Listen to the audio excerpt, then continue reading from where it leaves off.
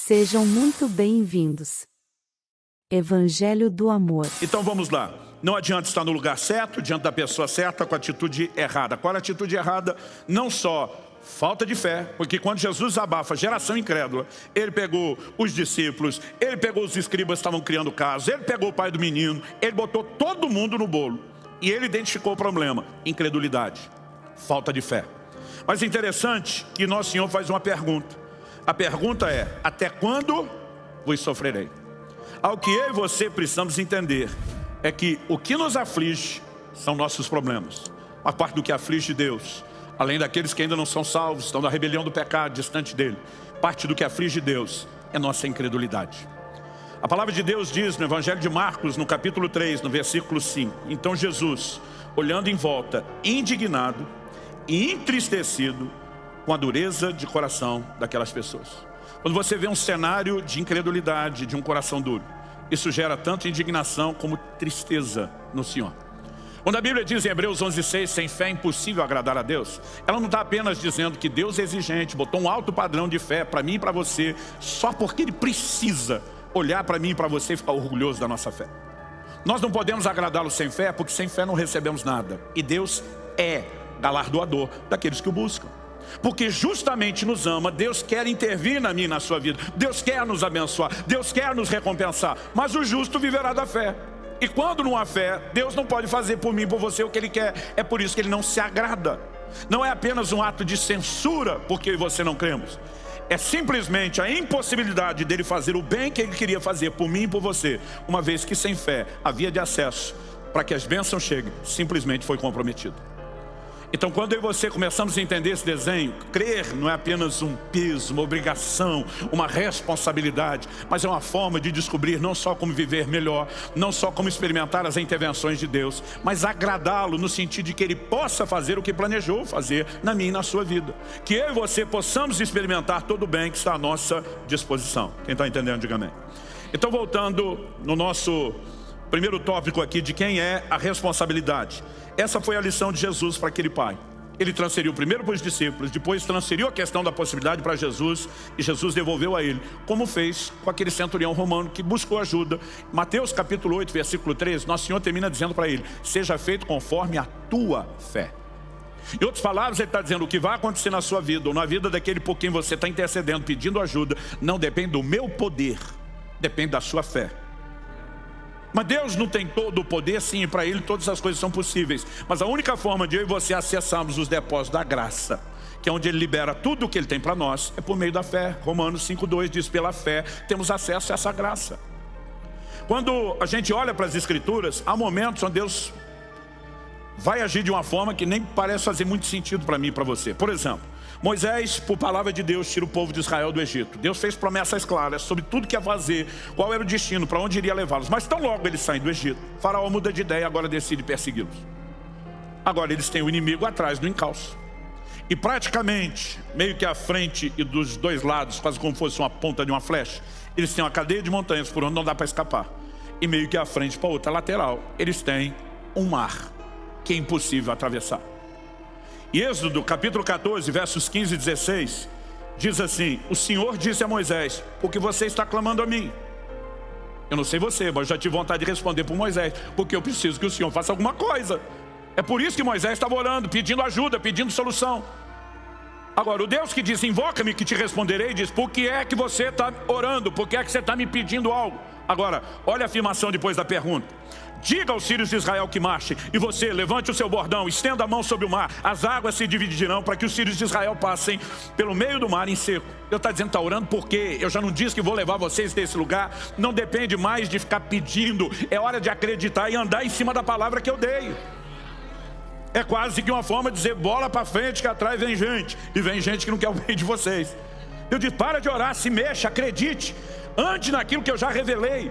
O texto não está falando contra oração, está dizendo que em momentos onde Deus já sinalizou algo, já prometeu, já dirigiu, agora não é hora de pedir mais, é hora de acreditar e se mover em fé. E Deus está responsabilizando Moisés e o povo: acredite e vão. Interessante Deus dizer: e depois que vocês marcharem, e depois que vocês estenderem as mãos, as águas vão se dividir. Às vezes a vontade é dizer: não, divide a água, depois nós vamos. Anos atrás, Eu estava uns dias orando e jejuando. O pastor Marcelo estava comigo nesse tempo de oração. E eu lembro que quando nós terminamos o jejum, ele falou, cara, Deus me deu uma palavra. Quando a gente estava orando aqui no nosso último momento, antes de terminar o jejum. Eu ia passar vários dias fora ministrando, e era um dos motivos daquele tempo de oração e jejum. E ele falou para mim, olha, numa das igrejas que você vai encontrar uma mulher vestida desse jeito, com essa cor de roupa, com óculos, assim, assim, assado. Ele deu todos os detalhes.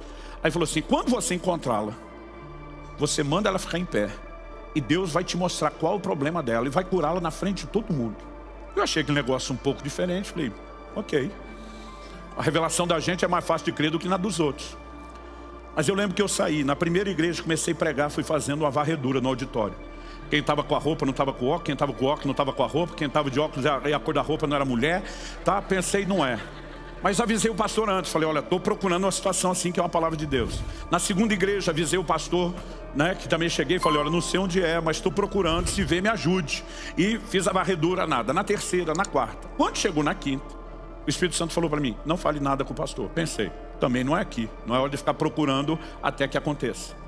Naquele dia, quando o Senhor falou para mim, não fale nada com o pastor, né, foi que a experiência aconteceu. Eu fiz a varredura, o auditório devia ter umas 600 pessoas, não demorou tanto tempo. E falei, não tem ninguém aqui. E estou pregando. No final da mensagem, eu olho para uma pessoa sentada na primeira cadeira, que não estava na hora que eu comecei a varredura. E o Espírito Santo fala, é essa pessoa. Eu pensando na mensagem, que pessoa? A mulher. Quando eu olho a roupa, o óculos, tudo, falei, achei. O Espírito Santo diz, faça o que eu te orientei. A orientação era, manda ficar em pé, conte o que aconteceu, e aí eu vou te mostrar o que ela tem. Falei, não, me diz o que ela tem. Aí eu vou perguntar se ela tem. Se ela tiver mesmo, eu mando ela ficar de pé, porque eu tenho certeza, não vou errar. O Espírito Santo disse, não foi esse o combinado. Manda ela ficar em pé, conte o que aconteceu e eu te digo o que ela tem. Gente, pensa o desafio. E aí eu mandei ela ficar de pé. E foram alguns dos segundos mais longos da minha vida. Parecia uma eternidade, parece que o tempo parou. Mas de repente me veio uma palavra de conhecimento. Era uma das pastoras da casa. Toda a igreja sabia o problema dela. Todo mundo estava orando por ela. Eu era o único que não sabia. E eu falei, Deus está intervindo numa situação assim, assim. Está mexendo no seu útero. Quebrando uma esterilidade. Daqui a 1 ano, você estará com o filho no colo. 1 ano depois ela estava com o filho no colo. Eu prego naquela igreja até hoje, graças a Deus. Mas sabe, eu estou falando de uma situação bem mais simples. Agora, como é que você manda um povo inteiro para dentro do mar antes do mar abrir? Você precisa se mover em fé. E só se move nesse nível de fé quem tem palavras claras da parte de Deus. Mas isso tudo é só para te dar exemplos de como Deus provoca em mim e você a responsabilidade. Ela é nossa. Em Marcos, no capítulo 4, Jesus está atravessando um grande lago que eles chamavam de Mar da Galileia. A Bíblia diz que um grande temporal de vento vem, as ondas estão arremessando contra o barco. E a Bíblia diz que Jesus estava dormindo. Durante muito tempo, eu vi pessoas falando do nível de fé de Jesus para dormir na tempestade, sem de modo algum questionar isso. Eu quero acrescentar algo, dizer, gente, não era só fé, era muito cansaço também.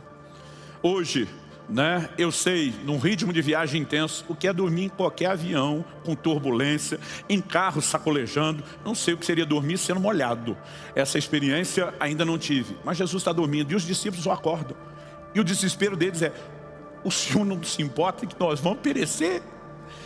Agora, é curioso imaginar que se aquela turma acredita que Jesus era mesmo o Filho de Deus enviado ao mundo para salvar a humanidade, eles acreditar que aquele barco ia afundar com Jesus e que o sonho ia acabar.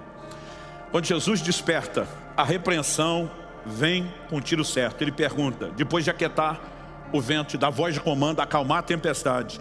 O verso 40 diz que ele pergunta, por que vocês são tão medrosos? Como é que ainda não tem fé? Em outras palavras, estão andando comigo o tempo todo, já tiveram toda a chance de constatar que eu sou quem eu digo ser, diante de tudo que eu estou fazendo. Como é que vocês não têm fé?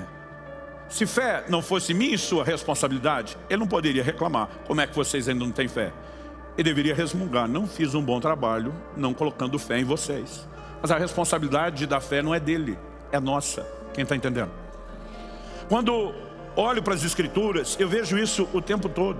Em Atos, no capítulo 3, a Bíblia fala a respeito de um paralítico que foi curado por Pedro e João na porta do templo. Na hora de explicar, verso 12 de Atos 3, a Bíblia diz, quando Pedro viu isso, uma multidão atônita, dirigiu-se ao povo dizendo: israelitas, por que vocês estão admirados com isso? Ou porque estão com os olhos fixos em nós, como se pelo nosso próprio poder ou piedade tivéssemos feito esse homem andar? Em outras palavras, ele está dizendo que tem nada a ver com a gente, não é o nível de piedade, não é o nível de unção, não é o nível de poder que a gente carrega. Verso 16, a explicação: pela fé no nome de Jesus, é que esse mesmo nome fortaleceu esse homem que vocês estão vendo e bem conhecem. A fé que vem por meio de Jesus deu esse homem saúde perfeita na presença de todos vocês.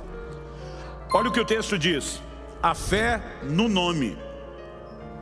A Bíblia diz que o nome de Jesus está acima de todo nome, está acima de qualquer enfermidade. É no nome dele que ele mandou a gente impor as mãos sobre os enfermos para eles serem curados. Mas o poder do nome não é liberado se não existe fé. E de quem é a responsabilidade de crer? É nossa.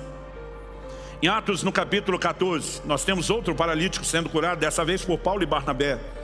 E a Bíblia diz nos versos 8 a 10, em Listra, costumava estar sentado certo homem aleijado, paralítico desde o seu nascimento, e que nunca tinha conseguido andar. Esse homem ouviu Paulo falar. Quando Paulo fixou nele os olhos e viu que ele tinha fé para ser curado. Olha que interessante, viu que ele tinha fé para ser curado. Disse a ele em voz alta: levante-se direito sobre os pés. O homem saltou e começou a andar. Paralítico desde o nascimento, nunca havia andado. No verso 15, vem a explicação. Eles dizem: senhores, por que estão fazendo isso? A multidão, eram pagãos, gentios, queriam sacrificar a eles como se eles fossem divindades. Eles perguntam: senhores, por que estão fazendo isso? Nós também somos seres humanos como vocês, sujeitos aos mesmos sentimentos. E anunciamos o evangelho a vocês para que se convertam dessas coisas vãs ao Deus vivo que fez o céu, a terra, o mar e tudo que neles há. Em outras palavras, não fomos nós que resolvemos o problema desse paralítico. Então quem que foi? Foi Deus. Como? Por meio da fé. Sabe, muitas vezes em cultos e reuniões onde eu discerno a unção de cura e Deus querendo me usar, porque uma coisa é perceber que Deus está fazendo, a outra é entender qual é a sua participação nisso. Muitas vezes a minha oração e o meu discernimento fica ligado. Eu fico orando e pedindo: Senhor, me ajuda a achar quem está com a fé pronta. Porque depois do primeiro curado, isso vai contagiar a fé dos demais. E acredite, é difícil explicar, mas muitas vezes por discernimento a gente consegue ver quem tem fé. A gente consegue enxergar a fé, algo que não é visível aos olhos, mas pode ser discernido de forma espiritual. Em todos esses casos, nós vemos que a responsabilidade de crer está associada à pessoa e que isso desata o poder de Deus, aquilo que Ele queria fazer. Se inscreva para receber mensagens da Palavra de Deus para seu coração.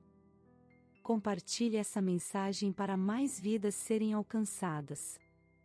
Que você tenha um dia repleto de paz e de bênçãos vindas da parte de Deus.